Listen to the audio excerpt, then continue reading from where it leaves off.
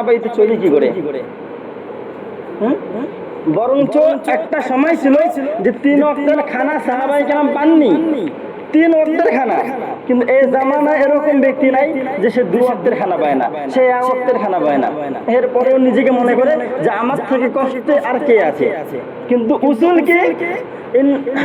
আমিনু কামা আমানান নাস, তোমার ঈমান ওই সাহাবায়ে কেরামের মতো ঈমান হতে হবে, তবেই তুমি নিজেকে ঈমান হিসেবে দাবি করো। তবে তাওয়াক্কুল কার উপর থাকবে ভাই? আল্লাহর উপরে।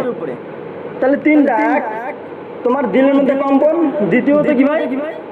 আয়াত তেলাওয়াত করলে কি তোমার দিলের মধ্যে ঈমান বাড়বে, তৃতীয়ত আল্লাহর প্রতি ভরসা, আল্লাহর প্রতি তাওয়াক্কুল। তার পরের গুণ হচ্ছে আল্লাযীনা ইউকিমুনাস সালাহ।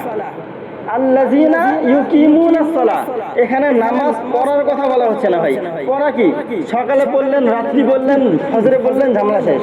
কিন্তু এখানে বলা হয়েছে ইউকিমুনাস সালাহ, তোমরা নামাজ কায়েম করো, নামাজ প্রতিষ্ঠা করো। নামাজ কায়েম, নামাজ প্রতিষ্ঠা, এর দ্বারাই বোঝায় যে কোনো ওয়াক্তের নামাজ যেন তোমার নষ্ট না হয়, তবেই তুমি নিজেকে মুমিন হিসেবে দাবি করতে পারো। মুমিনকেই আল্লাহ জান্নাত দেবে। বুঝে আসছে ভাই? তাহলে ইউকিমুনাস সালাহ, তোমার নামাজ কি কায়েম করতে হবে, নামাজ পড়া না। তাহলে আস্তে ইকরাউস সালাহ, নামাজ পড়ো। ফজর পড়ছে যোহর না বললে চলবে, যোহর পড়ছে আসর না বললে চলবে, ইকরাউস সালাহ আসতো। কিন্তু এখানে কি বলা হয়েছে ভাই? ইউকিমুনাস সালাহ, নামাজ ছাড়ার কোনো সুযোগ নাই। এরপরে কথা কি?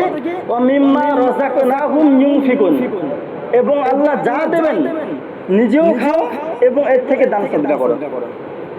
এবারে কিছু সংখ্যক মানুষ আমরা কি ভাবি যে না, মুই নিজে গরিব, মুই কি দান করি।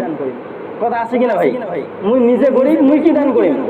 বেলাল রাদিয়াল্লাহু তাআলা আনহু, যার শুধু লজ্জাস্থান ঢাকার মতো কাপড় ছাড়া আর কিচ্ছু ছিল না। বেলাল রাদিয়াল্লাহু তাআলা আনহু, যার কি ভাই লজ্জাস্থান ঢাকার মতো